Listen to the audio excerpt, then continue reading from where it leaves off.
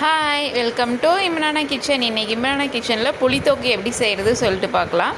அதுக்கு நல்ல ஒரு பெரிய சைஸ் அளவு புளி எடுத்து தண்ணியில் போட்டு ஊற வச்சுருக்கேன். அதுக்கடுத்து அரை டீஸ்பூன் அளவு மல்லியும் 1/4 ஸ்பூனுக்கு கொஞ்சம் அதிகமாக கடுகும் வெந்தயமும் நல்லா வெறும் சட்டியில் போட்டு வறுத்து வச்சுருக்கேன். இதை ஆற விட்டு நுணுக்கணும். அதுக்கப்புறம் வடை சட்டியில் நல்லா தாராளமாக நல்லெண்ணெய் விட்டுக்கணும்.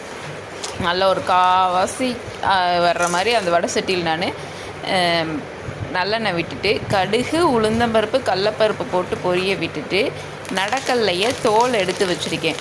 அதையும் நல்லா போட்டு பொரிய விட்டுக்கலாம். இது கூட கருவேப்பிலை தண்ணி இல்லாமல் போட்டுக்குவோம்.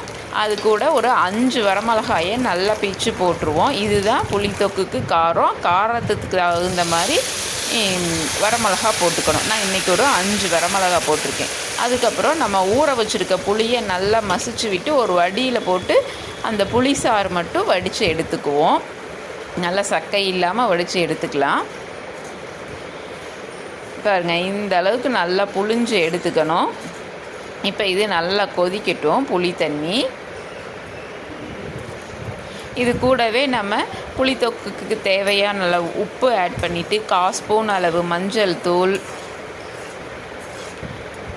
பெருங்காயத்தூளும் கொஞ்சமாக ஆட் பண்ணிக்குவோம். இது கூட நம்ம முன்னாடியே வறுத்து நுணுக்கி வச்சுருக்கிறோம்ல கடுகு வெந்தயம் மல்லி, அந்த பவுடரை ஆட் பண்ணிவிட்டு பெருங்காயத்தூள் ஆட் பண்ணிவிட்டு நல்லா இதை கொதிக்க விடணும். எண்ணெய் திரண்டுற அளவு கொதிக்கணும்.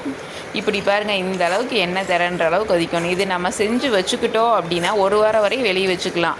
அப்போ இன்னும் 10 நாள் வரை வேணுன்னா ஃப்ரிட்ஜில் ஸ்டோர் பண்ணி யூஸ் பண்ணிக்கலாம். இதை நம்ம செஞ்சு வச்சுட்டோம்னா காலையில் ஒரு நேரம் ஸ்கூலுக்கு போகும்போது நம்ம தூங்கி எந்திரிக்க லேட்டாக எந்திரிச்சிட்டோம் அப்படின்னா டக்குன்னு ரைஸை மட்டும் செஞ்சு இந்த புளித்தொக்கு போட்டு நல்லா கிளறி கொடுத்து விட்டுடலாம். நல்ல ஒரு சூப்பரான லஞ்ச் பாக்ஸ் ரெசிபி. இப்போ ஸ்கூல் ஓப்பன் ஆக போதில் இது நல்லா யூஸ்ஃபுல்லாக இருக்கும்.